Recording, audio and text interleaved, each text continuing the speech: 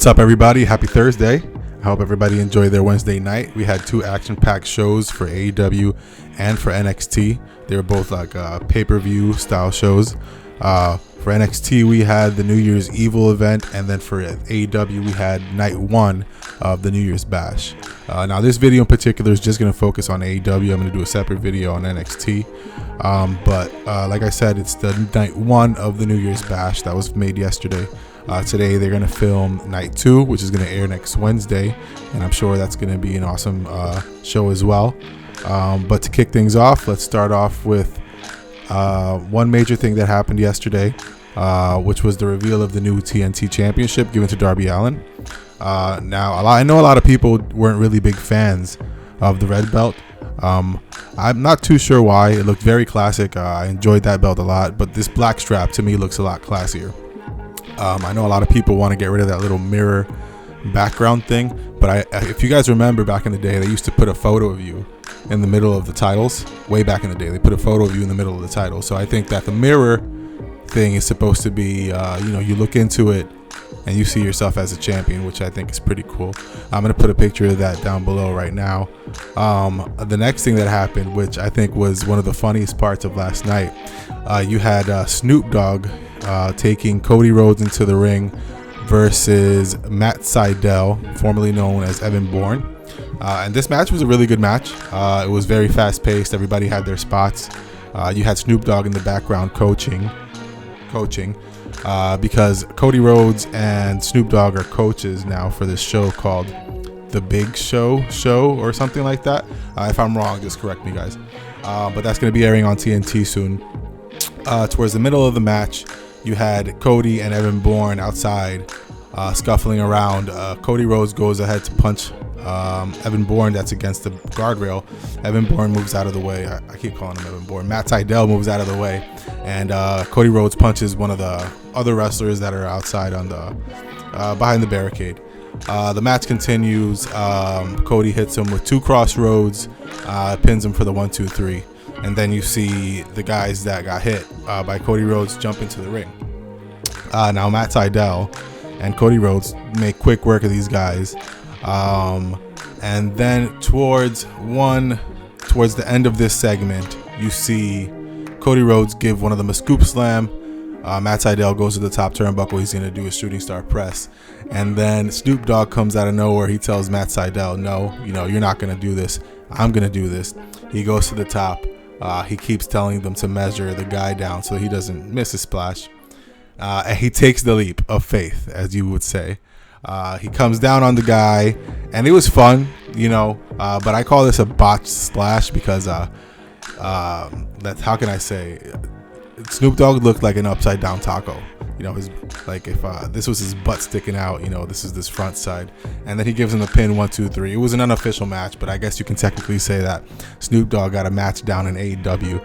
I thought that was hilarious. I think Snoop Dogg needs to get some work in, and actually Sasha Banks, his cousin, niece, tweeted, we need to work on that. Which is pretty funny, guys. I suggest you guys go ahead and take a look at the show if you didn't look at it already.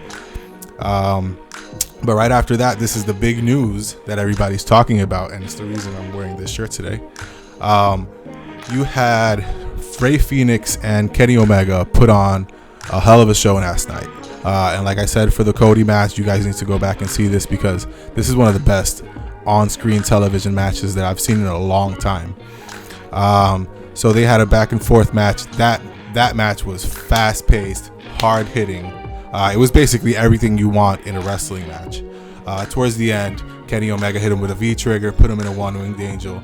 Nobody's ever kicked out of that move. Obviously, Rey Fenix didn't kick out of that move. So Kenny Omega gets the win. Don Callis grabs Kenny Omega's belt, brings it into the ring, and he starts talking trash to Rey Fenix, telling him, oh, look, something bad's happening backstage. And then you see Eddie Kingston and his boys beating up Rey Fenix's brother, Pentagon Jr., and formerly known as Neville, the Bastard Pac. So those guys are laid out. Don Callis tells Rey Fenix nobody's coming for him. He tells Kenny Omega to finish him off. As soon as he picks him up for a one-winged angel, you see formerly Dean Ambrose, Jon Moxley, run down to the ring with a barbed wired bat. He starts beating up Kenny Omega. Don Callis runs out of the ring all scared. He hits Kenny Omega in the stomach with a barbed wired bat. And then he goes to do it again. And then out of nowhere, you see Luke Gallows and Carl Anderson, the Good Brothers that are actually on Impact Wrestling, come in the ring. And they start jumping Jon Moxley. So at this point, they're just beating the crap out of Jon Moxley. If you don't watch AEW, instead of having those little screens like WWE has, the universe or whatever, they have their wrestling staff that are not in the match actually outside of the barricades, making, playing the part of the fan, you could say. So everybody comes into the ring and they start defending the former champion Jon Moxley, and Luke Gallows, Carl Anderson, and Kenny Omega starts taking care of everybody, putting them out of the ring, beating them up the whole time. Nobody can stop them from doing what they're doing. At one point, they go to pick up a barbed wire bat that's on the floor. The Young Bucks make their way into the ring, and they try to calm down Kenny Omega from what they're doing. They don't get physical with anybody, except for one part when some of the guys that were around the ring come up and actually grab Kenny Omega and hold him against the ropes. And that's when you see Matt and Nick Jackson go ahead and super kick these guys off of him. Kenny Omega's all surprised and happy. But the whole time, Matt and Nick still look a little bit disappointed. But Kenny Omega, he's gloating with what's going on. So he stands in the middle of the ring and he does he puts his hand all the way up there and he does the Too Sweet sign. Which, guys, I have to find out what's happening with that, because last I know they got a cease and desist from doing the Too Sweet. So I don't know if Tony Khan's gonna battle that or do whatever he's gonna do with that. But anyways, so Kenny Omega puts his hands up for the Too Sweet. You see Luke Gallows and Carl Anderson follow up gladly, and then reluctantly Matt Jackson is looking down. Nick Jackson kind of shrugs it, puts his hand up for the Too Sweet. Matt sees Nick do it, so he goes ahead and puts his hand up for the Too Sweet. And that's how AEW's show ended last night. Now, I was really excited about this, but I don't know exactly where this is going to go. If you notice, Luke Gallows and Carl Anderson are the tag team champions for Impact Wrestling. The Young Bucks are the tag team champions for AEW, and Kenny Omega is the AEW World Champion. So this team of people are golded out. I don't necessarily think they're the Bullet Club, though, because the Bullet Club is owned by New Japan Pro Wrestling. I don't think they're doing business right now, and they got to work on that Too Sweet thing, because WWE told them to stop that a long time ago. So we're gonna see how that happens, or how that goes down. Doesn't matter. But last night was a really good show. Like I said, stay tuned, guys, because I'm gonna post my reactions, or at least what I'm gonna do is put up together the major things that I think were really important for the NXT show.